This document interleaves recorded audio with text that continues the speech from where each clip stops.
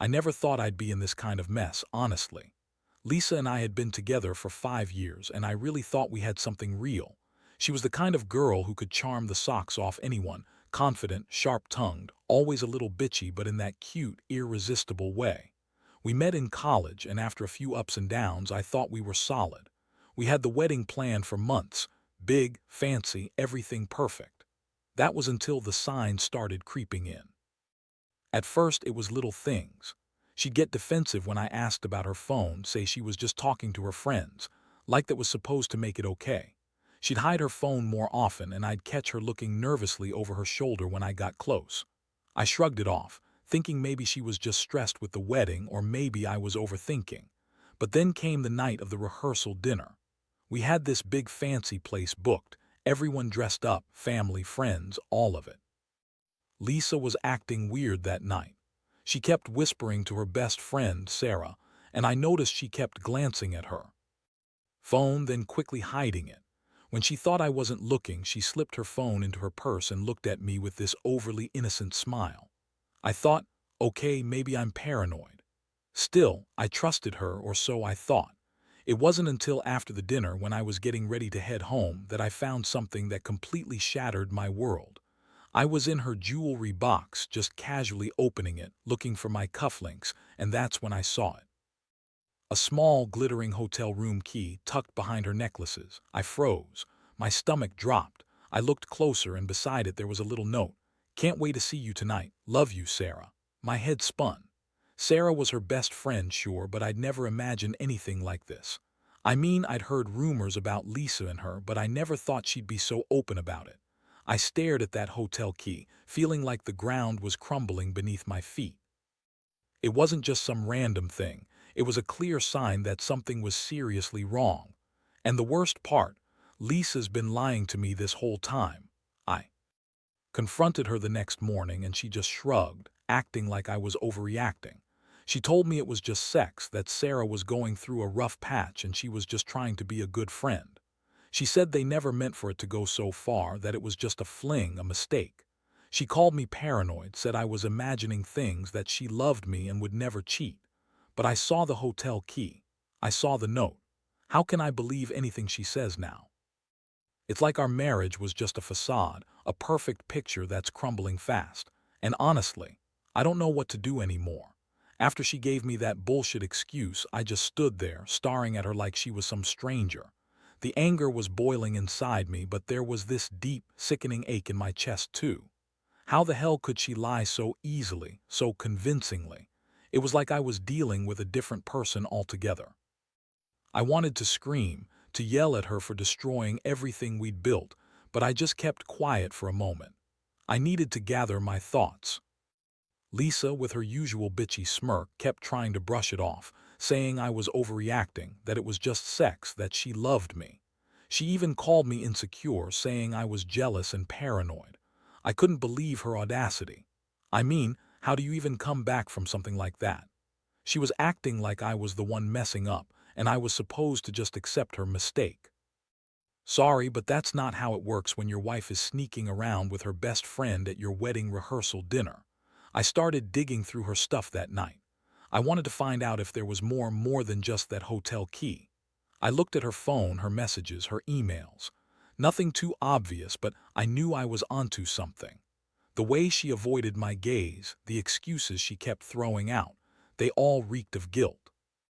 I even found some late-night texts from Sarah, nothing explicit but enough to tell me that whatever was happening, it was more than just innocent sex. It was real to them. I couldn't sleep that night.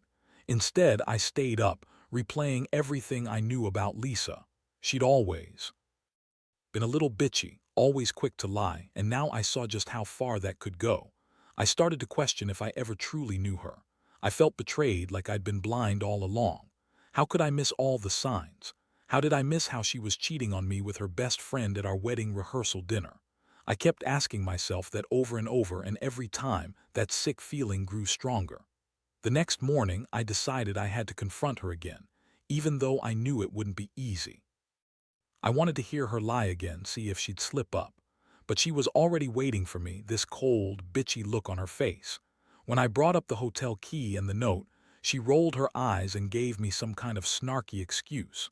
Said she'd been stressed, that Sarah was just a friend she confided in, that I was blowing things out of proportion. That's when I snapped. I told her I saw enough, that I knew she'd been lying all along. Her face turned red, and she spat back some ridiculous line about how I was just jealous and insecure, that she loved me but I was making a mountain out of a molehill. Sorry, but that's not how I see it anymore.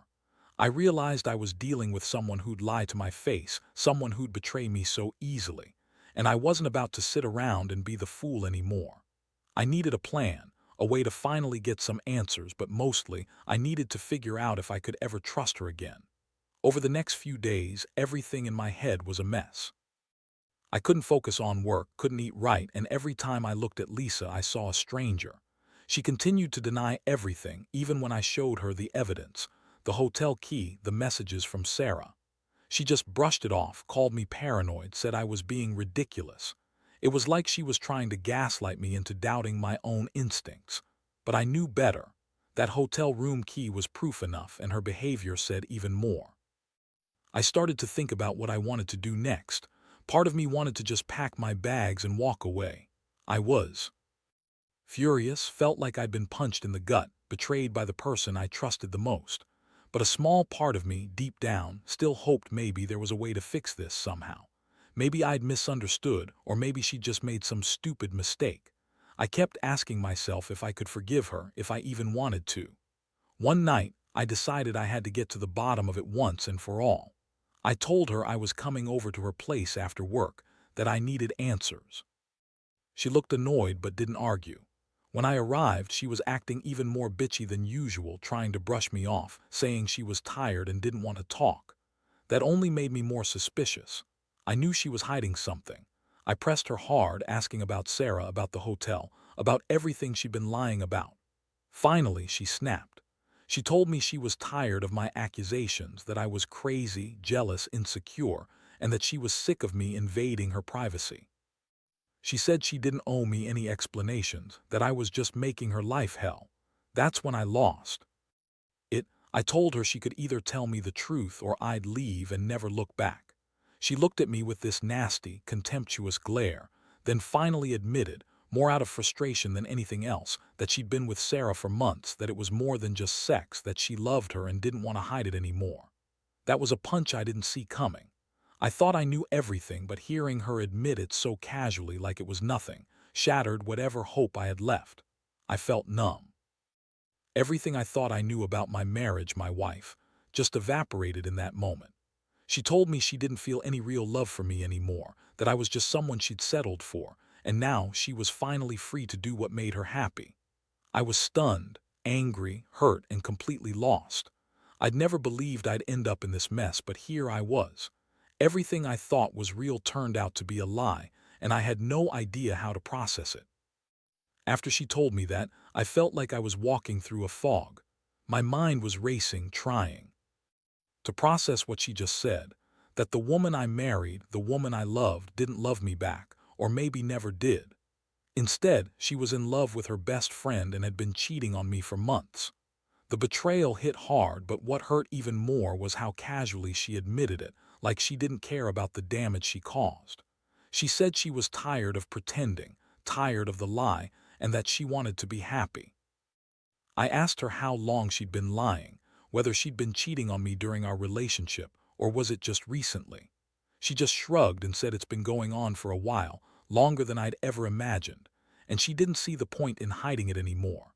That she'd felt suffocated, ignored, and that Sarah made her feel alive. I wanted to scream or maybe cry, but I just stood there, feeling hollow. It was as if my entire world had collapsed in that moment. I didn't want to believe her at first, but the truth was staring me in the face. I couldn't deny the evidence anymore. When I looked at her, I saw that same cold, bitchy smirk she always had when she was lying, trying to manipulate the situation. And I realized I'd been a fool, blinded by love and hope. Now I was just angry, so angry that I wanted to burn everything down. I wanted her to feel how much she'd hurt me, how betrayed I felt. But I also felt a strange sense of numbness creeping in. The kind where you start questioning whether you even have any love left for her or if it was just habit all along. I started thinking about what I could do now. Part of me wanted to confront Sarah, demand she explain herself. Part of me wanted to walk away and never look back. But mostly I wanted to make her see what she'd lost. I wanted her to understand that her actions weren't just some fling, some mistake. They had destroyed everything I believed in. All the plans, all the dreams of a life together, gone. I knew I had to make a choice, whether to fight for the marriage or to cut loose and move on. That night, I packed a bag. I stayed in a hotel nearby, just trying to clear my head. I spent hours staring at the ceiling, replaying everything. Her lies, her cheating, the hotel key, the secret messages. I thought about all the times I'd trusted her, all the moments I thought she loved me. And I realized I'd been living in a lie, thinking I was building a life with someone who had no real loyalty.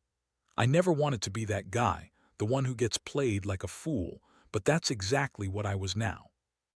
I had no idea how I was going to move forward from here, but I knew one thing. I couldn't keep pretending everything was okay anymore. The next morning, I woke up feeling like I'd been hit by a truck. My mind was a tornado of anger, hurt, and confusion. I knew I couldn't keep pretending everything was fine. No amount of denial was going to fix what had been broken. I decided I had to confront her again, face her one last time and get some clarity. I texted Lisa that I was coming over. No more hiding, no more lies. I needed this to end, one way or another. When I got there, she was already waiting in her apartment, looking annoyed like she expected me to back down. Her bitchy attitude was even worse than before. I didn't waste time on small talk. I laid it all out, her lying, the hotel key, the messages, everything I'd uncovered. I stared her down, trying to gauge her reactions, but honestly, I was just trying to keep my composure. I told her I knew the truth now, that I couldn't pretend anymore, and I wanted to know what she planned to do about it.